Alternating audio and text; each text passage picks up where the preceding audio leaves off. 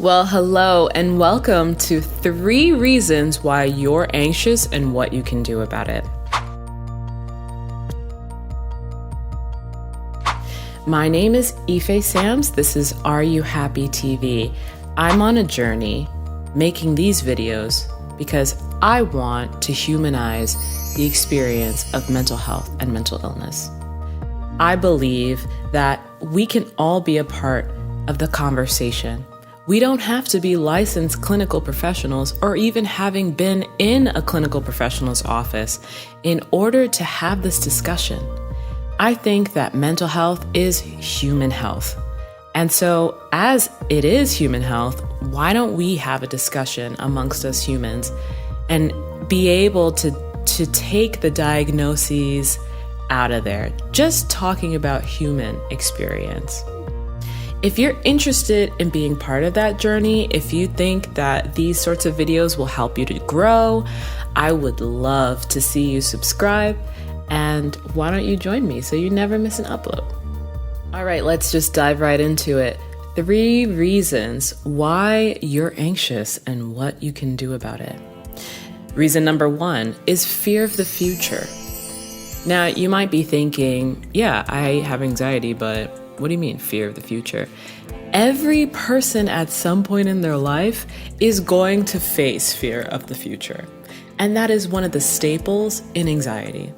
Fear of the future means it is this thinking that in the future, there's going to be something that's happening and it's something negative.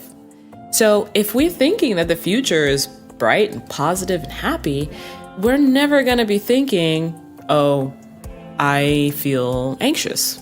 We're not going to be anxious if we have a vision for the future that's hopeful. Now, what we're talking about here is anxiety. So let's talk about the fear of the future. Have you ever thought about or been invited to a party, a social gathering, and you started to feel anxious? You started to feel a pit in your stomach as you were getting ready to go? That is what I'd call fear of the future.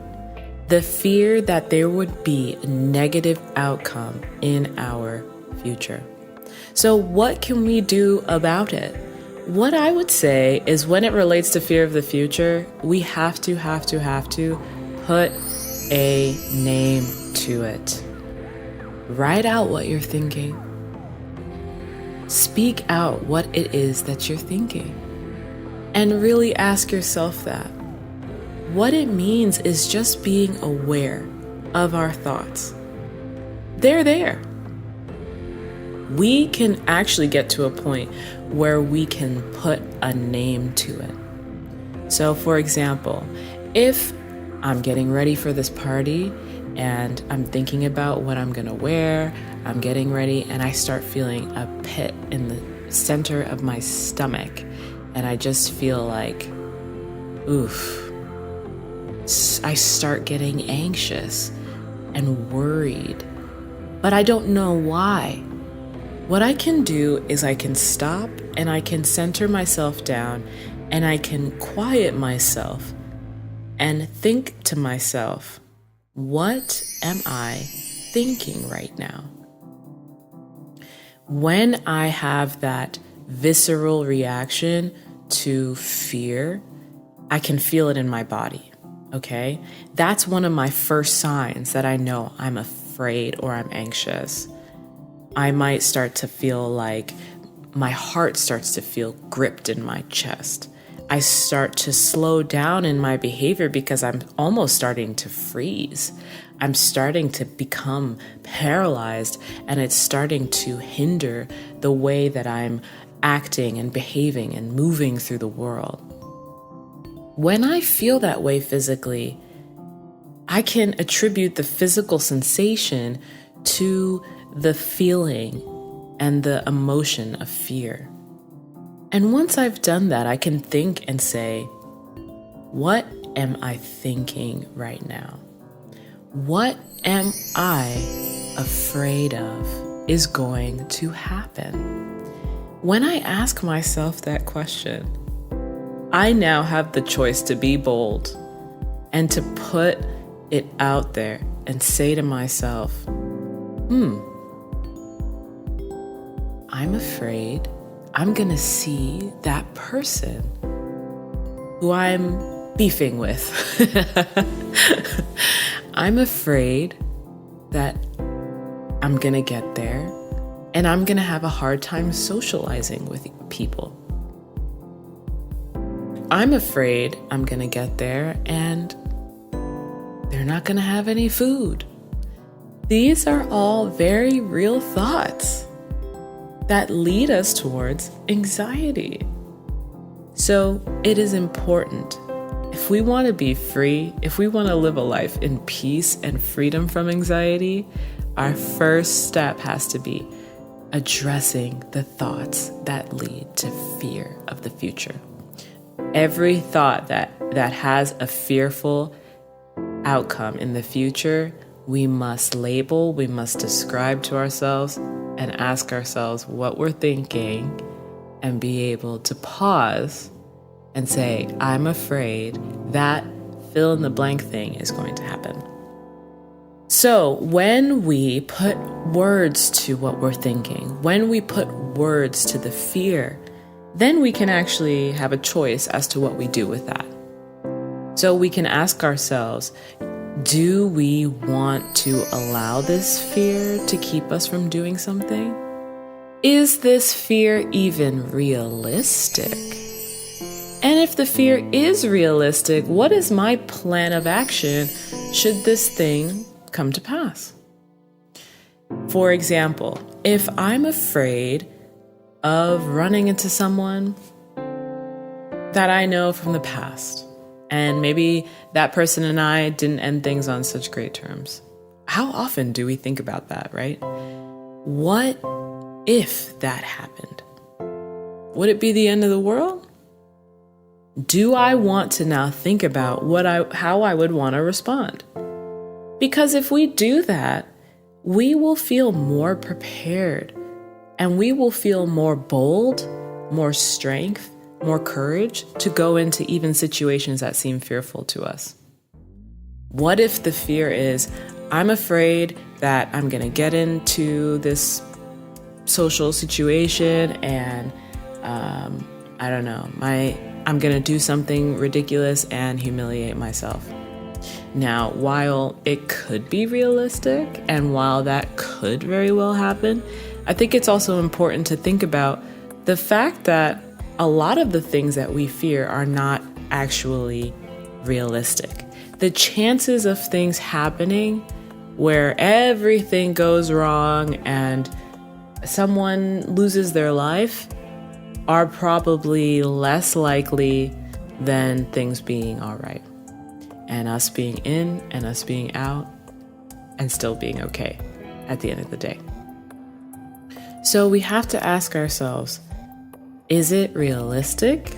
If it is realistic, then we can ask ourselves what our plan of action will be. How will we respond to that situation and go into it feeling prepared? And when it's not realistic, we can be people who say, okay, I am not going to continue embracing these thoughts. It will be okay. Third reason why you're anxious and what you can do about it is a desire to control things. Now, the truth is, we all have sometimes this inclination to want to control the outcome. And when we want control over the outcome beyond what is realistic, it can make us feel anxious. So our control of the situation is what needs to be addressed. First and foremost, we have to realize we're actually not in control of most everything in our lives. I didn't control what gender I was born in. I didn't control what I look like, the family I was born in. I didn't control my upbringing. But what I can realize is, even though I didn't control those things, the outcome for me right now has been, I'm alive, I have a family, I have people around me, and I'm okay. And I think really the idea that I didn't control any of those things in the past, but here I am today and I'm okay. That is the first step towards addressing our insane inclination to want to control things.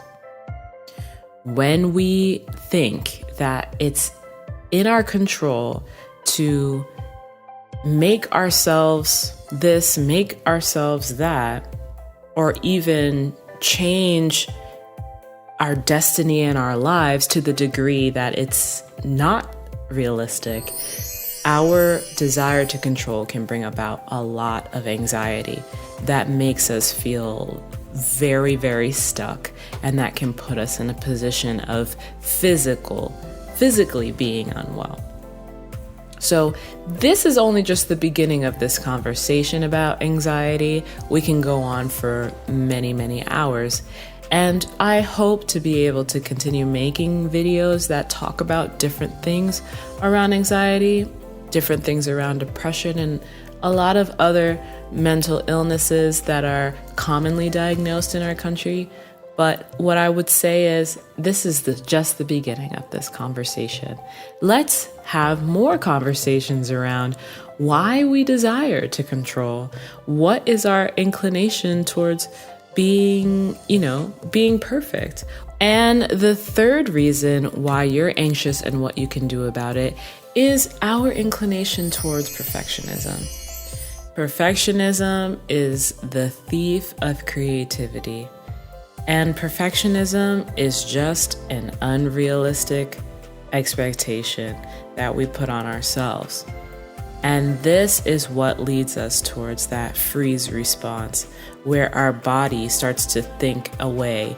We start to think a particular way, and our body goes into this freeze mode, almost like it's under attack, and it freezes up. And that is because perfectionism does not allow us to be free. Anxiety is going to rob us of our joy. Anxiety is going to rob us of our ability to be free in who we are. And that anxiety says that things have to be to a particular standard. Things have to be done right now. Or if it has to be done right now, it has to be perfect and Pulitzer Prize winning and Grammy nominated. We put this expectation on ourselves where we're unhappy if it's not to a particular degree. Now, what we have to understand is that it's okay to not be perfect. Perfection is unrealistic. But even if something isn't perfect, it doesn't mean it's not good enough. So what we want to feel is a greater grace for ourselves, challenge ourselves to be patient with ourselves, and to say, it's okay. It's okay to not be perfect. It's okay to make a mistake. It's okay to look back on something I did and think, I could have done that better. It is not the end of the world when that happens. So in that, we're going to say these 3 reasons why you're anxious and what you can do about it. Number 1 is fear of the future. Number 2 is our desire to control. And our third reason is our inclination towards perfectionism. So let's think about that. Let's join the discussion in the comment section. Let's think about what about this video was spot on. What did I miss? Tell me, what's your experience with anxiety? What's your experience with healing? Let's talk about it, and I'll see you in the next video. Bye-bye.